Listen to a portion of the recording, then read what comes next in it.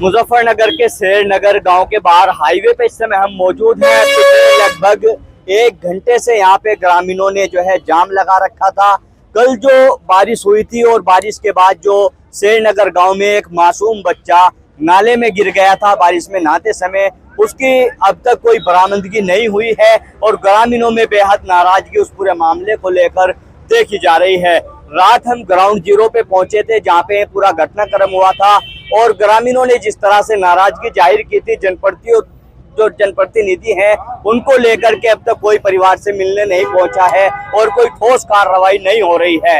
लेकिन उसके बाद जिस तरह से जनप्रतिनिधि भी परिवार से मिलने आ रहे हैं, लेकिन परिवार की जो मांगे हैं वो नहीं पूरी हो रही है, उसी को लेकर यहाँ पे कई किलोमीटर लंबा जाम यहाँ पे लगभग 1 घंटे से लगा हुआ था। लेकिन अब जो इस क्षेत्र के जिला पंचायत सदस्य हैं तरुण पाल, वो यहाँ पे पहुंचे हैं और परिवार से उन्होंने बात की है और अब कहीं ना कहीं बात परिवार से उनकी बन गई है। अब जाम तो खोल दिया गया है लेकिन नाराजगी अभी भी ग्रामीणों की जाहिर हो रही है। तरुण पाल हमारे साथ मौजूद है, प्रयास किया है और गांव वाले भी मान भी गए हैं। तरुण भाई, किस तरह से प्रयास किया? मामला बहुत सेंसिटिव अब ये होता जा रहा है, लगभग 48 घंटे का समय पूरा होने को जा रहा है उस घटनाक्रम को। देखिए, बच्चा कल सुबह 8 बजे जब बरसात हुई, काफी तेज बारिश थी, बहाव में नाले में गिर गया, नाले से तालाब में चला गया। लगातार ग्राम वासियों ने और प्रशासन की टीम ने शाम तक, रात तक, करीब 8 बजे तक मैं लगातार रहा हूँ वहाँ पे। सुबह 9 बजे से लेकर 8 बजे तक मैं वहीं पे रहा हूँ। लगातार एक पांव पे खड़े होकर सबने, गाँव वासियों ने सबने काम करने का काम किया। सर जी, आप पूरे दिन थे ना वहाँ? हाँ। जोड़ में कौन था बंदा वहाँ? हम पूरे दिन है, पूरे दिन खराब करा। दरोगा क्या कह रहा? क्या कुछ नहीं करा, कोई ऐसा नहीं था। सुबह बढ़ गया था, एटीओ आई थी, घर से लेकर आए बुला कर पूरे दिन। यार लोग का देखियो भैया, ये देखियो है पूरा नाश करवा दे। अगला बंदा क्या बोलता है कि कुछ नहीं करा, गांव वाला कोई नहीं बढ़ रहा। कोई सी टीम बढ़ी अंदर, गांव में सारा जोड़ का घास खींचा मैंने, मेरी टीम ने, कोई सा नहीं बढ़ा। आज तो पुलिस वाले धमका रहे। अभी आपसे भी हम बात करेंगे आपसे। तो तरुण भाई, जैसे अभी गांव के लोग आज देखा कि दिन निकलते ही हाईवे जाम किया, कई किलोमीटर लंबा जाम लगाया गया, क्यों ये नौबत आखिर क्यों आई? क्या कोई कमी रह गई आप लोगों की तरफ से, क्योंकि सरकार में आप लोग हैं? नहीं, देखो, मैं ये कह रहा हूँ कि कमी तो कोई नहीं रही। ग्रामवासी लगातार सुबह से, पुलिस की टीम भी, प्रशासन की टीम भी पूरी लगी हुई थी। पूरा लगातार रात 8 बजे तक हम लोगों ने वहाँ काम करने का काम किया। मैं बिल्कुल सुबह से लेकर शाम तक 9 बजे तक 1 मिनट के लिए भी वहाँ से नहीं हटा, लगातार वहीं पे बना रहा। प्रशासनिक अधिकारियों से लगातार बात होती रही, पोपलाइन वगैरह भी आई, मशीनें वगैरह भी आई, मगर नहीं सफल हो पाई, सफलता नहीं मिल पाई किसी कारणवश। उसके बाद भी अब बड़े स्तर पे आज इस ऑपरेशन को अंजाम देना है और संभव है कि बॉडी को बहुत जल्द ढूंढ लिया जाएगा। और ग्राम वासियों से मेरी बात हुई है, मेरा अपना गाँव है, मेरे अपने परिजन है, मेरे अपने परिवार हैं। मैंने उनसे बात की है, उनसे हाथ जोड़ कर रिक्वेस्ट कर उन्हें विश्वास दिलाया है कि वास्तव में शाम तक प्रयास करेंगे कि पूरा बच्चे की बॉडी मिल जाए। और इसी आश्वासन पे कहीं ना कहीं वो हमें अपना मानते हैं, हम उनके अपने हैं, तो उन्होंने लगातार हमारी बात में विश्वास करते हुए समस्त ग्रामवासियों ने इस जाम को हटवाने में हमारा और प्रशासन भाई जाम खुलवाने में आप सफल हो गए, गांव वालों ने आपकी बात मानी, विश्वास किया, लेकिन ये नौबत आखिर क्यों आई? जिस तरह से रात हम ग्राउंड जीरो पे जब पहुंचे तो गांव के लोगों ने बताया कि इस तालाब की सफाई तक नहीं हुई आज तक, आज ये दिन देखना पड़ रहा है। क्यों ये चूक हुई है? सफाई क्यों समय रहते नहीं की गई? मैं बता दूं, पहले तो वो तालाब थोड़ा सा ऐसी जगह है कि वहाँ पे मशीनें लगना थोड़ा सा कैड़ा का काम है, ये वास्तविकता है वहाँ की। ठीक है, दूसरा विषय ये है कि जो तालाब था, बड़ा तालाब है, बड़े तालाब के ऊपर पूर्ण रूप से घास जमी हुई है, बहुत मोटी परत में। उस घास को हटाया गया।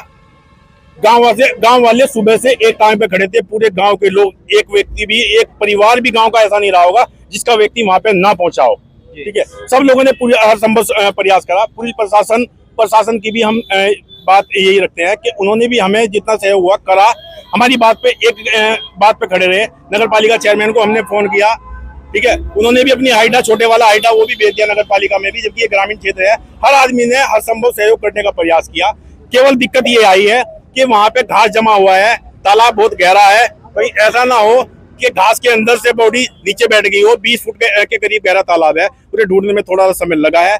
इस वजह से कहीं ना कहीं गांव में और परिजनों में आक्रोश है, उसको लेकर ये लोग यहाँ तक पहुंचे हैं, हाईवे तक। इन्होंने जाम करने का निर्णय लिया, मगर हमें भी जानकारी इसकी नहीं थी। जब जानकारी हुई तो हम यहाँ पे आए हमने अपने शीर्ष नेताओं से अपने जो यहाँ के विधायक है माननीय मंत्री कपिल देव अग्रवाल जी, डॉक्टर संजीव बालियान जी, भारतीय जनता पार्टी जो शीर्ष नेतृत्व यहाँ पे नेतृत्व करता है भाजपा का, उनसे हमने बात करी लगातार। उन्होंने भी यही कहा कि आप उन्हें जाओ, समझाओ, उनसे बात करो।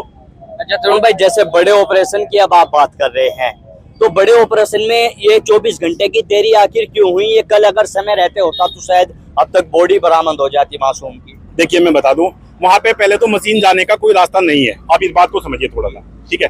यही कारण रहा, मशीन आ भी गई थी। अब किस तरह का बड़ा ऑपरेशन आप शुरू कर रहे हैं? फिर एक बार दोबारा से मजबूत तैयारी। अभी भी यही है कि उस तालाब का पानी निकाला जाएगा।